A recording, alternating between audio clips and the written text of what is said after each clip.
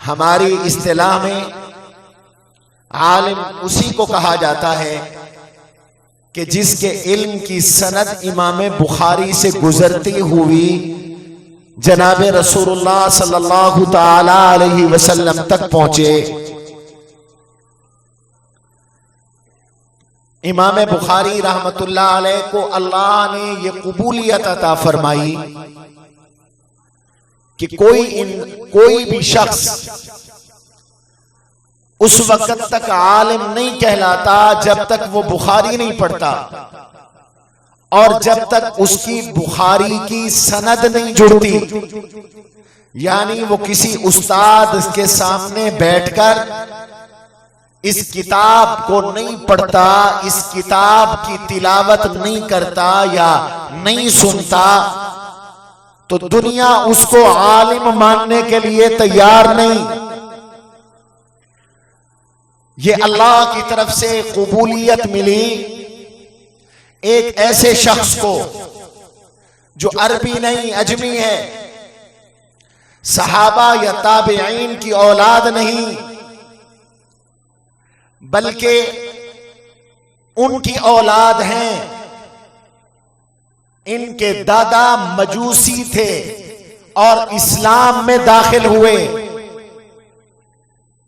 मोहम्मद इब्ने इस्माइल इब्ने इब्राहिम इब्ने Mughira इब्ने बरदिज़बा, ये बरदिज़बा मजूसी थे। अल्लाह ने इस्लाम की दौलत अता की और फिर उनकी नस्ल में दीन आया, ईमान आया, इल्म तफसीर और इल्म हदीस आया और इस कदर आया कि पूरी दुनिया अब अपने इल्म में इस खानदान की मोहताज हो गई और इमाम बुखारी रहमतुल्लाहि ताला अलैह की मोहताज हो गई। और अब हम सब जब तक 16 साल लगा लेने के बावजूद ये किताब नहीं पढ़ते, उस वक्त तक न सनद मिलती है, न कोई आलिम कहलाता है, न इस शख्स को आहले इल्म का लक़ब दिया जाता है। ये अल्लाह का इंतखाब है और इसमें इशारा है कि शुजाबाद के लोगों, मुल्तान के लोगों, लोधरा के लोगों, दीन पर किसी की इजारादारी नहीं। तुम भी दीन में लग जाओ, अपनी नस्लों को दीन में खपा दो और अपनी औलादों को दीन की तालीम में मुनहमिक कर दो। अल्लाह किसी को बुखारी बना देंगे, किसी को मुस्लिम बना देंगे, किसी को इमाम अबू दाऊद बना देंगे, किसी को इमाम तिर्मिज़ी बना देंगे, किसी को इमाम नसाई बना देंगे, किसी को इमाम इब्ने माजा बना देंगे।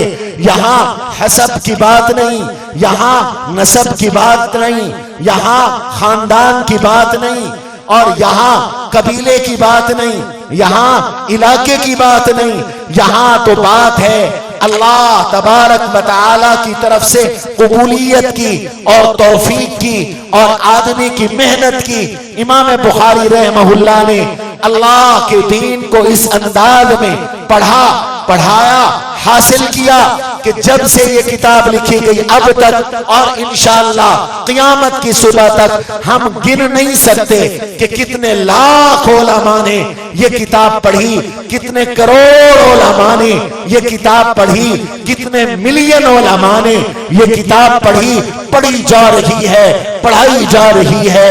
अरब में, अजम में, सऊदिया में, मिस्र में, शाम में, इराक में, सीरिया में, अफ्रीका में, अमेरिका में, बरतानिया में, पाकिस्तान में, हिंदुस्तान में, बांग्लादेश में जैसे कुरान पढ़ाया जा रहा है वैसे ये किताब पढ़ाई जा रही है।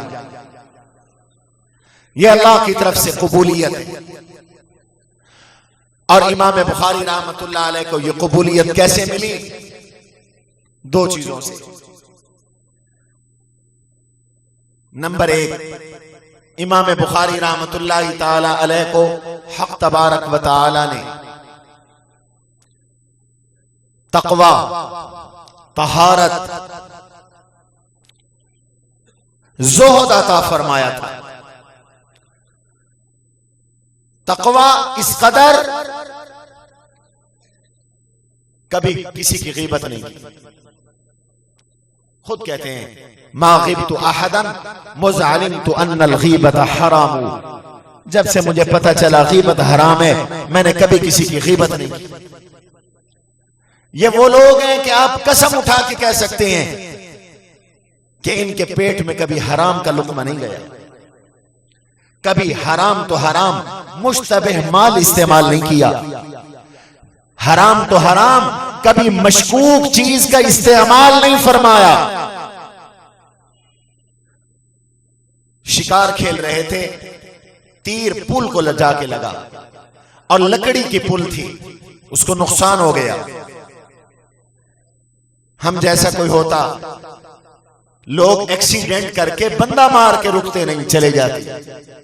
इंसानी कदरें इतनी खत्म हो गई कि अगला आदमी तड़प रहा है, उसका खून बह रहा है, और हम अपने मोटरसाइकिल अपनी गाड़ी दौड़ाकर निकल जाते हैं। आज इसलिए निकल रहे हो कि किसी की गिरफ्त में ना आओ, कल जो सबसे बड़ी अदालत होगी उसकी गिरफ्त से तो कोई नहीं बच सकता, उसकी गिरफ्त से तो कोई नहीं बच सकता। इमाम बुखारी रहमतुल्लाहि ताला अलैह उसके पास तशरीफ ले गए, मालिक के पुल के पास तशरीफ ले गए और उसको जाकर ये बात बतलाई तो उससे माफी मांगी, उसने मशरूत माफी दी। इमाम बुखारी रहमहुल्लाह ने शर्त को पूरा फरमाया। और तक़वा तहारत का आलम यह है, हमेशा जब भी हदीस लिखी गुस्ल फरमाया, खुशबू लगाई, इस्तिखारा किया, 2 रकात नमाज नफिल अदा फरमाई और फिर गौर और फिक्र करके हदीस को लिखा। यह तो तक़वा और तहारत का आलम है। और दूसरा कमाल जो इमाम बुखारी रहमहुल्लाह में था वो थी दीन के लिए मेहनत, मुजाहदा, कोशिश।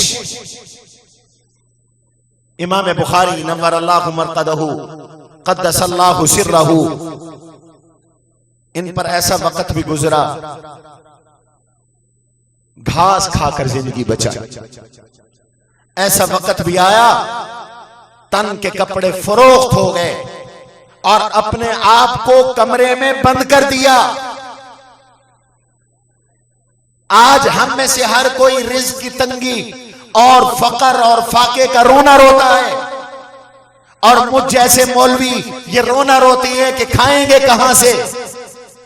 कई दिन तक इमाम बुखारी कमरे से बाहर नहीं निकले, और इसलिए नहीं निकले कि पहनने के लिए लिबास नहीं, कपड़े नहीं।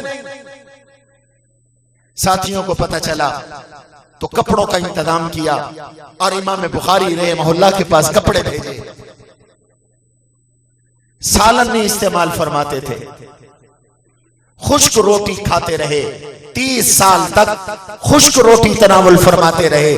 बीमार हो गए, हकीम ने पेशाब का टेस्ट किया तो उसने बतलाया कि ये एक ऐसा शख्स है जिसने 30-40 साल से सालन इस्तेमाल नहीं किया। क्यों नहीं करते थे? वही वक्त तालीम पर सर्फ, वही वक्त अल्लाह के दीन पे खर्च फरमाया, सर्फ फरमाया।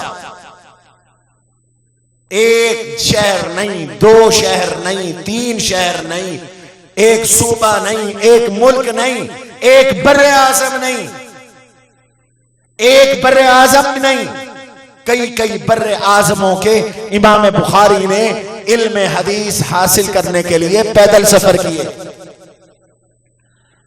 मेरे अजीज फुज़ला, उलमा और अजीज तलबा, नौजवान उलमा, आज हम में मेहनत और मुजाहदा नहीं रहा। इमाम बुखारी रहमहुल्लाह को जो मिला है अल अताया अला मतनिल बलाया के तहत मिला है कि अल्लाह की तरफ से अता मिलती है मुसीबतों के कंधों पर सवार होकर अल्लाह की अताएं आती हैं, दीन के लिए मुजाहदा मेहनत होता है, तो फिर अल्लाह कबूलियत अता फरमाते हैं, महबूबियत अता फरमाते हैं।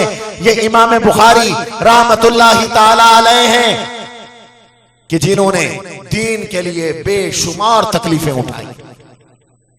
आज उलमा की जानों को खतरा है, हर वक्त हर खतीब को यह खतरा रहता है फोर्थ शेड्यूल ना हो जाए।